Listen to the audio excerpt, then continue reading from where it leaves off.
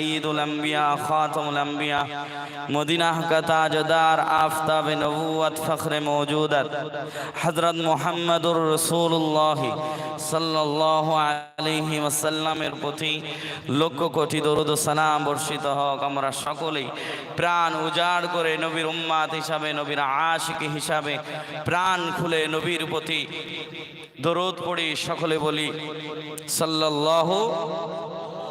आरो जोरे पढ़ी। प्यारे हाजरीन, आमी प्रथमे एकटा कथा क्लियर करছি, আমার সাথে একটু কথা বলবেন। যদি কথা না বলতে পারেন কিছু বুঝে আসবে না, কারণ এই মজলিসগুলো হলো পরিবর্তনের মজলিস। বলুন সুবহানাল্লাহ। এখান থেকে আপনাকে কিছু নিয়ে বাড়ি যেতে হবে। বক্তার কথা না বুঝতে পারলে উঠে দাঁড়াবেন, যে আপনি কি বলছেন আমি বুঝতে পারছি না, ঘুরিয়ে বলুন, কারণ এটা ক্লাস। একটা আলিম, একটা ওয়াইজ মুসলিম জাতির দাঁড়ে দাঁড়ে গিয়ে গিয়ে বলতে নামাজ পড়ো। কোরআন সুন্নাহ থেকে আলোচনা আপনাকে শোনাচ্ছে আর আপনি শুধু শুনছেন, কানের মজা নিচ্ছেন আর বাড়ি যাচ্ছেন। এটা তো করলে হবে না। এখানে এসেছেন, এখান থেকে কিছু নিয়ে বাড়ি যাব ইনশা। বলুন ইনশা। প্যারে হাজিরিন, এটা কিন্তু মেম্বারে রাসূল। প্রথমেই ক্লিয়ার করি, এখানে দাঁড়িয়ে যে কথা বলবো সেরকম যোগ্যতা আমার ভিতরে নাই।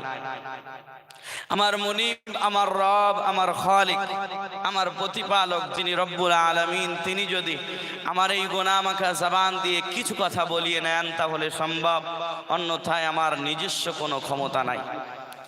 আমি আপনাদেরকে অনুরোধ করে বলছি, এখানে এসেছেন দিলটাকে সাফ করুন, কারণ কোরআনুল কারীম এমন এক কিতাব, এই কিতাব মানুষকে পরিবর্তন করে দেয়। জোরে বলুন, হেদায়েতের রাস্তা বলে দেয়। আমি আপনি কোরআন শুনতে এসেছি তো নাকি? বলুন তো।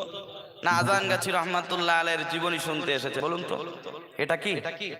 কোরআন সুন্নাহর আলোকে যাদের জীবন চরিত্র মিলে যাবে আমরা তাদেরকে মানি। কোরআন সুন্নাহর বাইরে যাদের জীবন চরিত্র মিলবে না, কোরআন এবং সুন্নাহর বাইরে যাদের জীবন যাপন থাকবে তাদের কথা শুনবো না, তাদেরকে মানবো না। কথা ক্লিয়ার?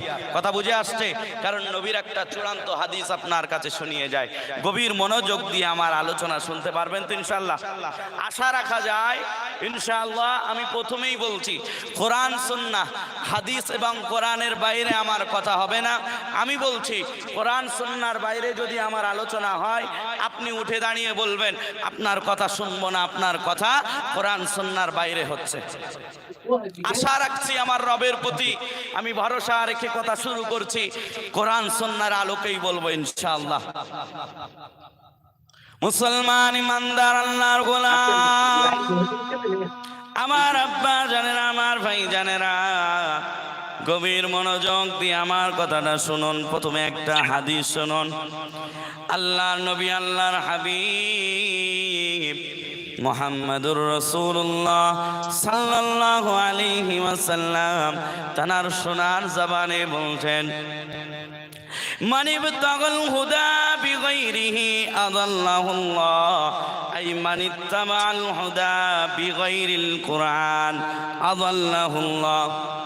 নবীর এই হাদিসটা গভীর মনোযোগ দিয়ে শুনুন, দিলটাকে সাফ করুন, অন্তরের কান দিয়ে আমার কথাগুলো উপলব্ধি করার চেষ্টা করুন।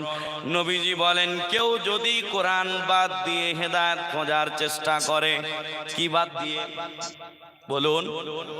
নবী বলেন কোরআন বাদ দিয়ে কেউ যদি হেদায়েত খোঁজার চেষ্টা করে, আদাল্লাহুল্লাহ, তাহলে আল্লাহ স্বয়ং তাকে নিজে পথভ্রষ্ট করে দিবে। কে পথভ্রষ্ট করবে? ও দুনিয়ার মানুষ, এই হাদিসের লোড ওজন কতটা বুঝতে পারছেন? নবীজি বলেন যারা কোরআন বাদ দিয়ে হেদায়েত খোঁজার চেষ্টা করবে, অর্থাৎ